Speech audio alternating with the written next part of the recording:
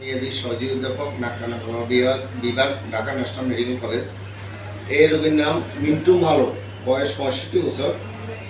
গত এক সপ্তাহ আগে আমি এই রোগীটার মেন্স প্রবলেম হলো নাক গলা ব্যথার সাথে এই ব্যথাটা কানে ব্যথা আছে। তো আমরা আইএল করার পরে দেখলাম যে বেজ অব দি টাঙে এটা একটা গ্রোথ আছে। আমরা এক সপ্তাহ আগে বায়োপসি করছি, biopsy from base of the tongue, biopsy report history report আছে invasive squamous cell carcinoma grade 2।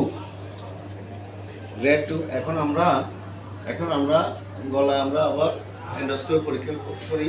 আমরা দেখবো, আপনি একটু জিহ্বাটা বের করেন, জিহ্বা বের করেন, জিহ্বা বের করেন, এদিকে জিহ্বা বের করেন, হা করেন, হা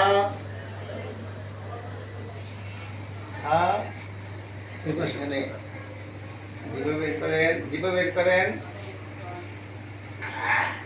এখানে এখনো একটু আলসারেশন আছে,